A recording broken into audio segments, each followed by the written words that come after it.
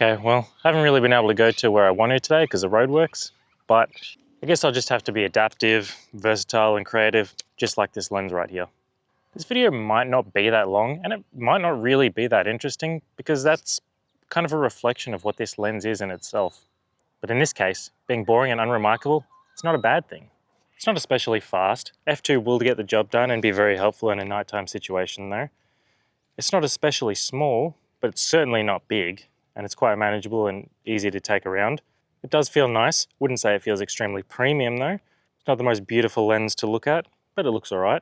It doesn't have the best minimum focus distance, certainly not a macro lens, but it gets pretty close. It's not the sharpest lens, but it is plenty sharp enough for most situations. It is absolutely just a bit of a jack of all trades, master of none, and in this case, that's just a really good thing. It's a 35mm full frame equivalent, standard lens, pretty ubiquitous throughout the years. You can get them in all kinds of flavors and form factors, but this combination of just being pretty good at most things and its price and availability just makes it such an easy decision to get this lens. By no means over the years has this been my first choice lens to take out and about shooting, but one way or another, time after time, this lens always made its way back into my camera no matter what happened. And that is absolutely because of the versatility of this lens. The kind of flexibility that allows me to use it anywhere in just about any situation. The f2 lens and weather resistance has made this camera and lens combination an absolute staple from when I go traveling.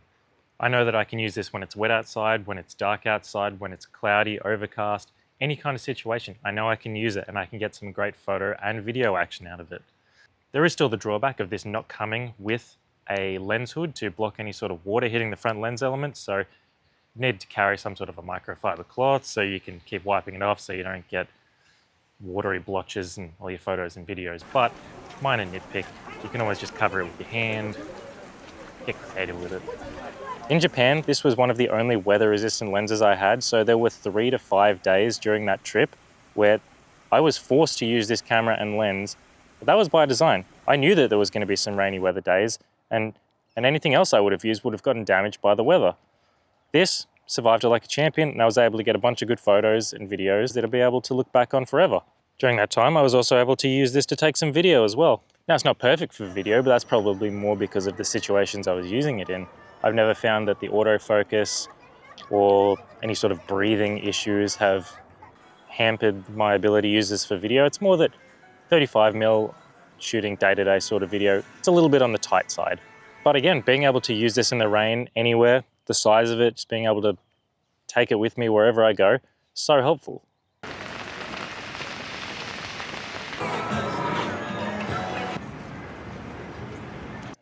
And then one of the other parts of this lens that makes it so cool is its price.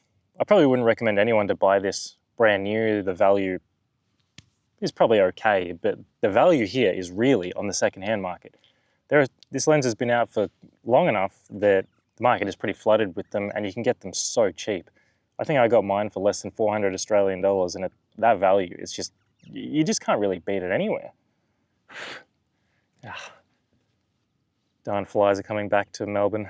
So combining that price factor here and the versatility, it's really made me not overly worried to take it out and about, because if something does happen, I know that I'm not losing a $1,000, $2,000 lens.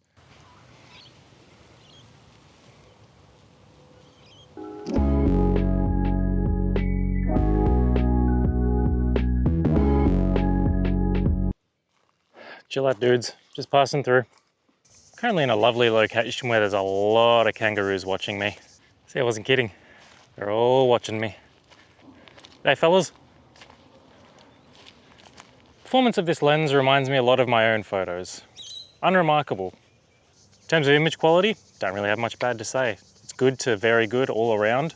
If you watched any other reviews, you'll have seen a fairly common complaint that at minimum focus distance, shot wide open at f2, the image quality is terrible. But you can pretty easily fix that by going down 1 to 2 stops. A little bit of a nitpick. As long as you're aware of it, you won't end up with some disastrously awful photos, because it can be pretty terrible. But you know, when you're shooting at minimum focus, you're probably going to want to have a little bit more depth of field anyway, so stopping down is probably a good thing. Besides that, my socks have never been blown off by photos I've taken by this lens, but I'm also rarely let down. And as an everyday, all-purpose, weather-resistant lens that's pretty nice and small, that's all I really ask for. And while it's only f2, you can still absolutely get some decent out-of-focus backgrounds, portrait-type shots, especially if you get a little bit closer to your subjects. So you're definitely not going to feel like you're always wanting for a little bit more, or your photos look a little bit too much like your phone camera because the depth of field isn't that shallow. You can still get some pretty dramatic stuff with this. There's been a couple of scenarios where I felt like the flare performance left a little bit to be desired, washing out the photo a little bit, but yeah, that doesn't happen all that often, and you can still sort of salvage them in post anyway. I've absolutely had faster lenses, zoom lenses, lenses with more character, lenses that would be more fun. But as I've said, this one just always ended up back on my camera. It's a bit like the eggs on toast for breakfast, the vanilla ice cream, the Bunnings sausage in bread, the phrase, "That's your best mate over there," to your friend who doesn't like someone, the bank shot in basketball. You don't really plan on it, but it just never really disappoints. Form factor of this lens is a little bit unusual. It tapers a bit like a cone. Shape of it reminds me a little bit of a dad bod, you know. Week after week, this lens just ends up back on my camera no matter what I do. It's like a bald guy wearing a cap, or a bit like a stain on a white t-shirt. Or like me on Facebook Marketplace looking at more camera gear to buy. There might be a newer Pancake 23mm f2.8, but you're losing a stop of light there for a little bit of size, and it's just never going to match the accessibility of this lens having been out for so many years and the price point that it's at. This thing only cost me 8 slabs of beer on the second-hand market. Actually, not even quite 8 slabs of beer. This lens does also have an aperture ring, which is really nice because it's just always good having options, because you can still control it on the camera body if that's your flavor, but you can also control it on the lens if that's your preference. That's great. It's not my favorite aperture ring. I've used a variety of different lenses with aperture rings. I would describe this one as feeling a little bit mushy instead of clicky, like you're turning it through mud kind of. Doesn't really impact the way you use it, that's fine.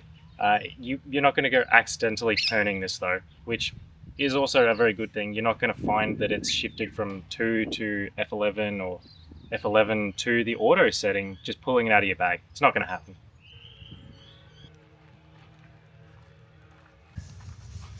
Just walked up a hill. Breath for a second. Something I have really enjoyed doing with this lens is pairing it with a small flash, a Fuji EFX8 flash, or there's quite a few on the market now, these small ones sit in a hot shoe. They're really fun to take out and about with friends, parties, lower light situations. That combination creates really nice, pleasing photos. It's really easy to hand off to other people. It's not an overwhelmingly big camera. Bigger cameras and lenses, people get a little bit scared about holding and then dropping them. And then it just makes the whole environment really fun. Obviously, you don't have to have this exact lens to do it. This is just how I've enjoyed using it.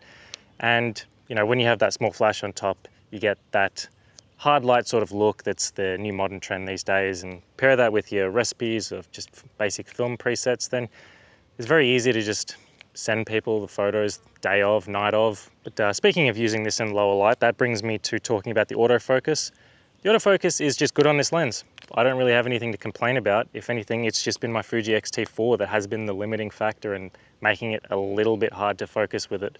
I'm fairly confident that it's not this lens that is what gives me some of the headaches around using it. So I would say that it's good, it's pretty quick, it's responsive, it's good for video as well. Not really much to complain about there.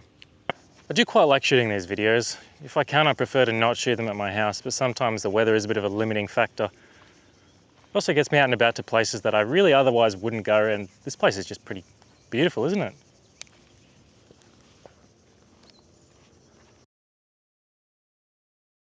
I have had this lens for quite some time now, and I would actually say that it is the Fuji lens that I have owned for the longest. So I think that also has to mean something for the longevity, usefulness, all-purpose versatility of this lens. At the end of the day, this is just a good lens, and it's just so hard to go wrong with it. This would be an absolutely easy recommend for anyone with a Fuji camera to buy who needs a small prime, easy prime, cheap prime, whatever. Basically, for any reason you could get this lens and you'll have a good time with it.